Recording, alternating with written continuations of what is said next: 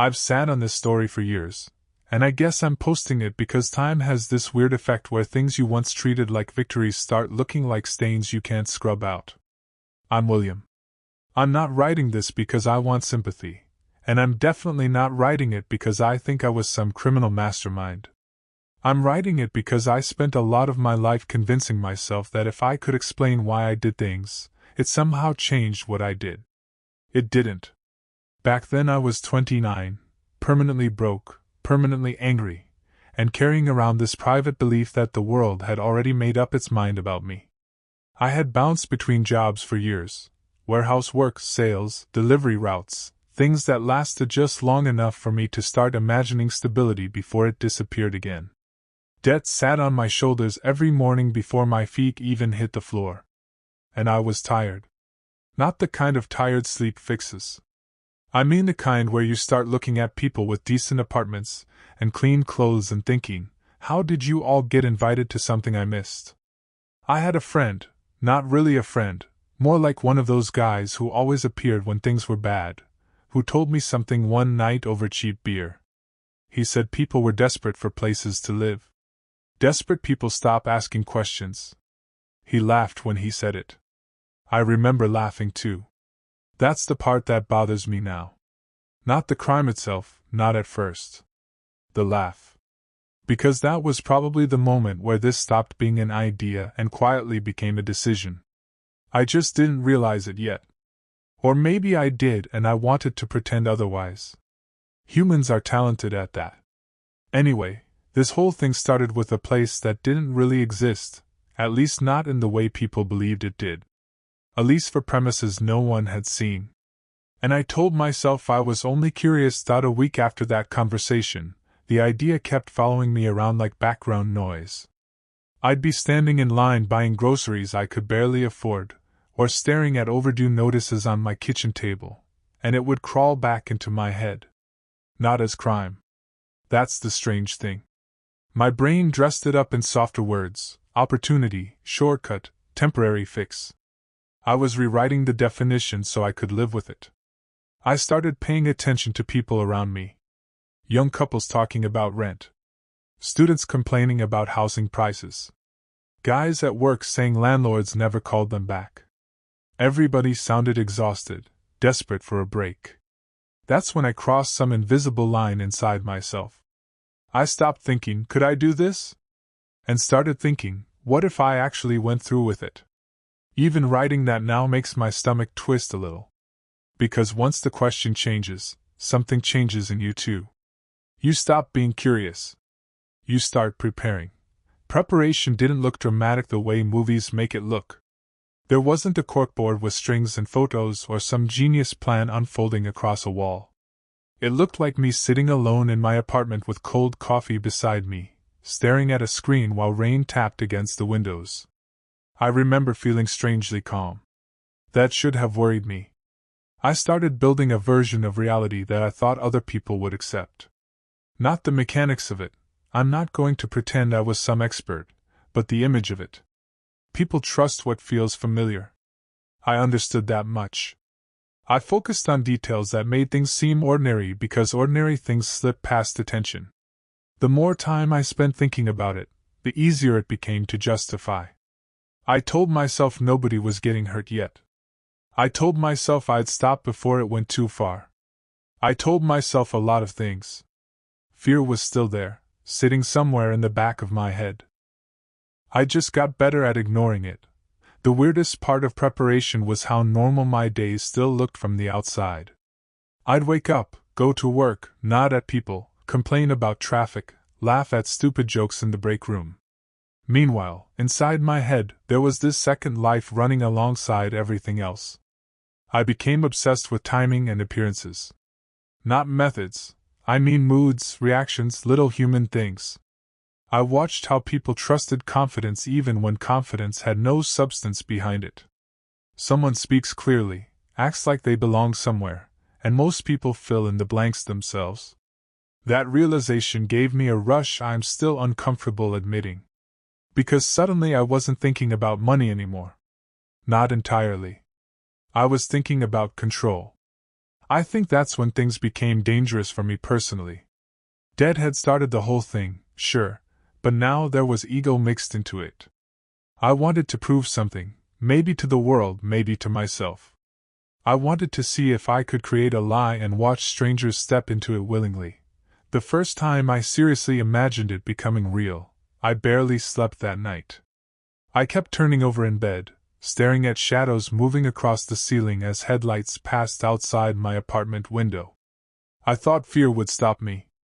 I thought some part of me would suddenly wake up and say, "William, what are you doing?"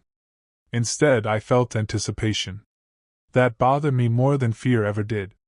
I started noticing little changes in myself. I was more alert, more focused. At work, I'd catch myself drifting off in conversations because my mind was somewhere else entirely.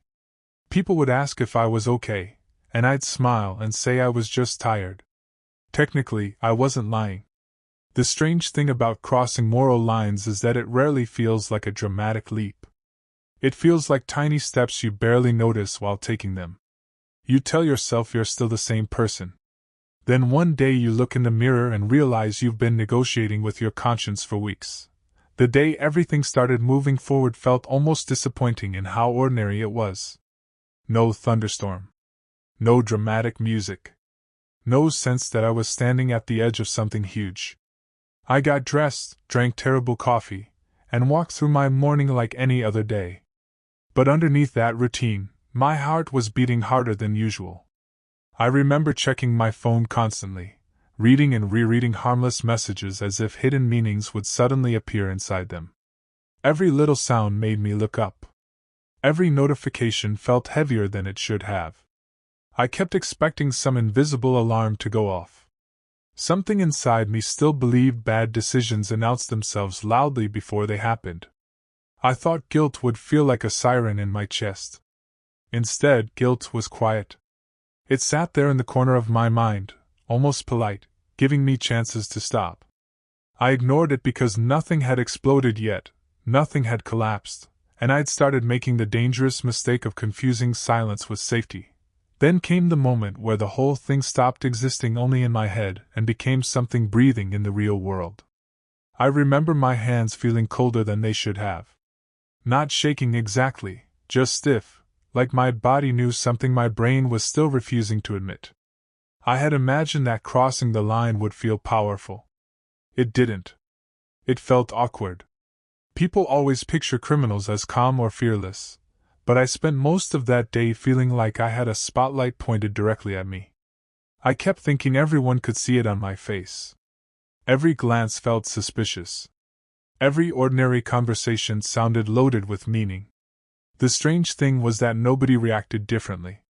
People smiled, talked, moved through their own lives.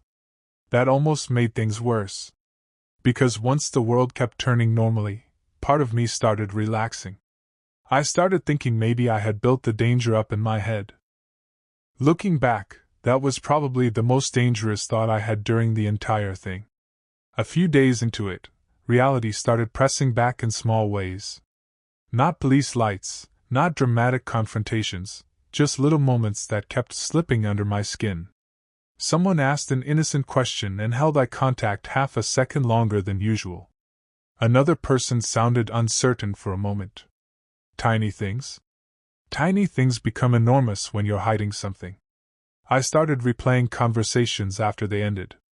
I'd sit alone and dissect every word, every pause, every expression. Did they suspect something? Did I sound nervous? Was I acting strange? I became my own surveillance system. That constant pressure was exhausting. I wasn't sleeping much anymore, and when I did sleep, my mind stayed busy. I'd wake up suddenly with my heart racing and no clear reason why. But then morning would come, nothing terrible had happened, and relief would wash over me again. Relief can be dangerous. Because if panic convinces you to stop, relief convinces you to keep going just a little further. By that point I had started living in two separate versions of myself. There was the William everyone else saw, showing up to work, making jokes, acting irritated about normal problems. Then there was the version only I knew about, the one carrying this constant weight around like a backpack full of bricks. Keeping those two people separate took more energy than I expected.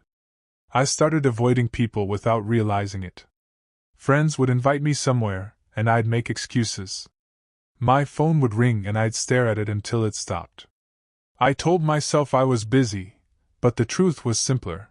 I was afraid of being looked at too closely. Not because I thought someone had discovered anything. Because I was starting to feel transparent. That's hard to explain if you've never hidden something serious. You begin imagining that guilt changes your face somehow, that other people can read it in your eyes. Logically, I knew that wasn't true.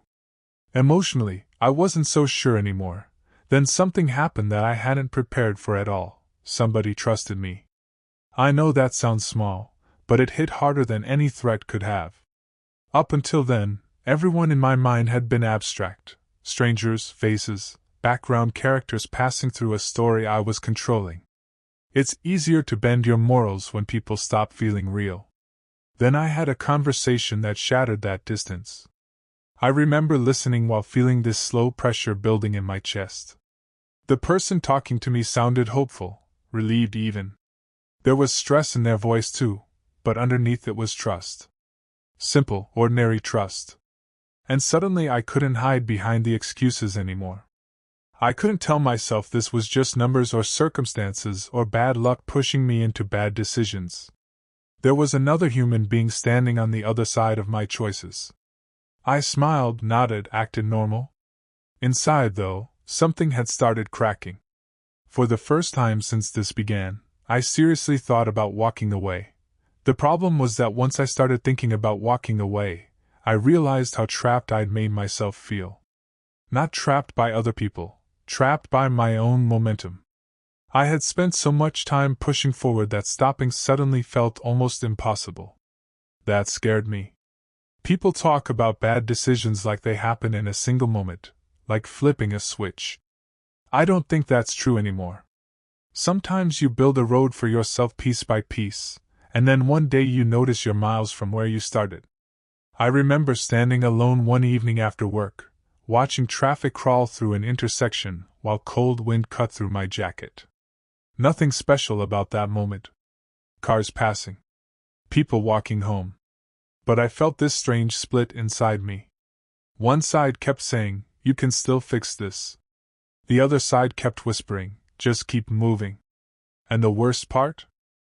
The second voice sounded calmer, more reasonable, almost comforting. That frightened me more than panic ever had. After that, I started noticing consequences that weren't visible from the outside. Nothing dramatic had happened yet, but internally I was wearing down. I was irritated all the time. Little things suddenly felt unbearable. Someone chewing too loudly, a delayed bus, a coworker asking the same question twice. The pressure had nowhere to go. I think stress looks different when you're carrying something you can't talk about. Normally you complain to people, get advice, unload some weight.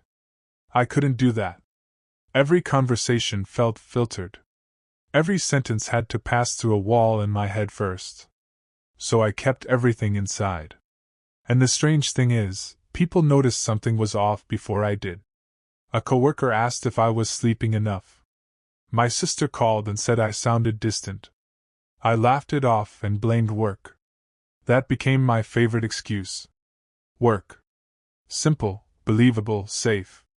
But every lie I told, even harmless ones, started feeling connected to the bigger ones sitting underneath everything else. The breaking point came quietly, which feels fitting considering how quietly everything had started. I wasn't cornered. Nobody kicked down a door. Nobody dramatically exposed me in front of a room full of people. It was a normal afternoon. I remember sitting alone and realizing I had stopped recognizing myself in small ways. I'd become suspicious of everyone. I'd become defensive without reason. I was constantly tired, constantly scanning conversations for danger that might not even exist. And I had this sudden thought that hit me harder than panic ever had. Even if I get away with this, what exactly am I keeping? Because the money problems that pushed me into this mess were one thing. But now I had traded them for something else entirely. peace, sleep, trust in my own reflection. People imagine getting away with something means freedom. I used to think that too. But I was beginning to understand that carrying fear around every day felt a lot like building your own prison and then locking yourself inside it. I wish I could tell you there was some clean ending where everything suddenly made sense. Real life rarely gives you that. Mostly it gives you long, uncomfortable stretches of thinking about who you are when nobody else is around. I spent a lot of time doing that. I'd sit in silence after work with the television running in the background, not even watching it. My mind kept replaying choices, conversations, moments where I could have turned around and gone another direction. I became obsessed with alternate versions of my life. What if I'd said no earlier? What if I'd asked somebody for help? What if I'd admitted I was drowning instead of pretending I had control? Those questions followed me everywhere. The strangest thing was realizing that fear had changed shape. In the beginning I was afraid of consequences. Later I became afraid of exposure. Now I was afraid of something else entirely. That maybe this version of William had been inside me the whole time. So here I am writing this years later, and I think that's the part one actually wanted to confess. Not whether I felt fear or guilt or adrenaline. I felt all of those. Fear sat in my stomach, adrenaline made my thoughts race, and guilt showed up later like a debt collector who never forgets your address. The real lesson was uglier. I learned that I wasn't separated from bad choices by some unbreakable moral wall. I used to believe people who committed crimes were fundamentally different from everyone else. Then I became one, and I discovered something uncomfortable. Sometimes people slide into terrible decisions one compromise at a time. That doesn't excuse anything. If you're reading this and life has you cornered, debt, anger, humiliation, desperation, talk to someone before your mind starts turning shortcuts into solutions. Because once you begin bargaining with yourself, you become very persuasive. And sometimes the most dangerous lie you hear is the one spoken in your own voice.